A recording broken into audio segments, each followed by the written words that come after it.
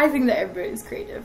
I think everybody is born in one way or another to be creative. It doesn't necessarily mean that you can draw, or you can make music, or you can sing. I feel every single person, every day they leave the house and they're doing something creative.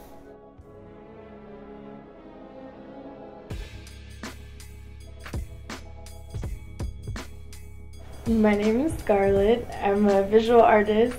I was born in El Paso, Texas, raised in California. I studied the history of art and architecture at UCSB. I live in Brooklyn, and I moved here when I was 21. When did I start creating art? Oh my gosh, a long time ago, probably since before I could remember. I would come home, my grandma would pick me up from school, and we'd have all this time to kill, and we'd just whip out these little projects. I think that's probably where doing portraits started for me. We would cut out these little people, create these elaborate scenes, and tell these stories. I like my projects to be fast, and I love the immediacy that comes out of starting and finishing something in one day or 15 minutes. I think it sort of captures different energy in my work.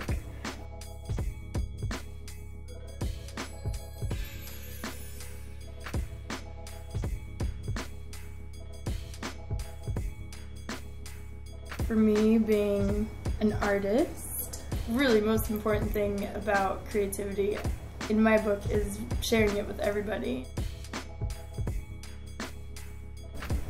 I started my blog website, ScarlettBaily.com, in 2011, and it was quite simple. I didn't put any thought into it. I just wanted one place that I could go to see all my art, to reference for myself, and I started to share it with people. I put it on Facebook, and I think that was when I really started to get some momentum.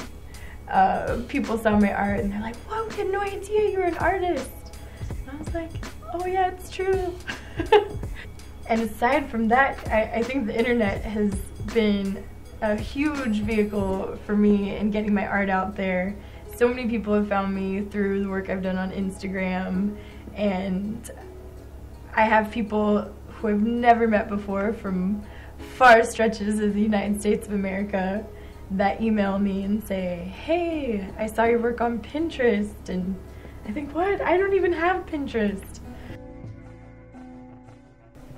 It was awesome!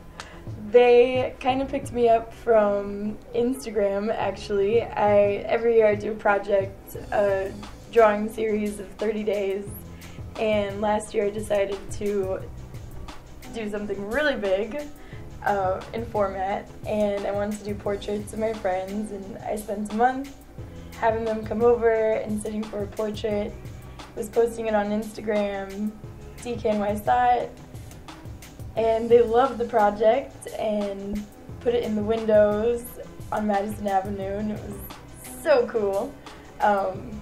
They're such a great company to work with, and it was such an exciting opportunity for me, not being from New York and always kind of idolizing New York from a distance, to walk up on Madison Avenue and see all my art in the windows was breathtaking. It was like, whoa, I could die happy.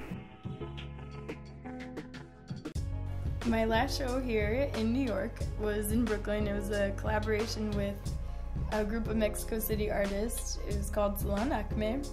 There was 5 painted posters.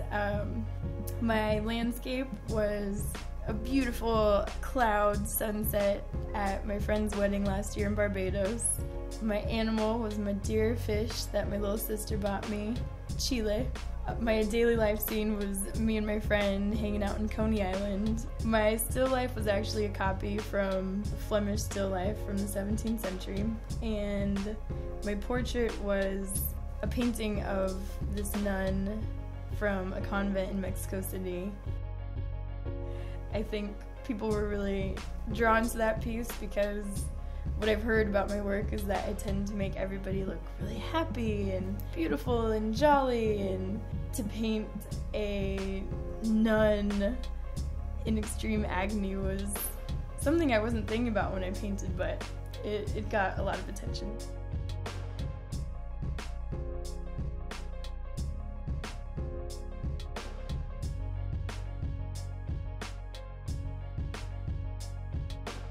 The show was a massive success. It was, for me, such an exciting moment to get all my friends together and hang out and look at art casually instead of having to drag them to a museum or a gallery. It was really fun to just have them all in Williamsburg.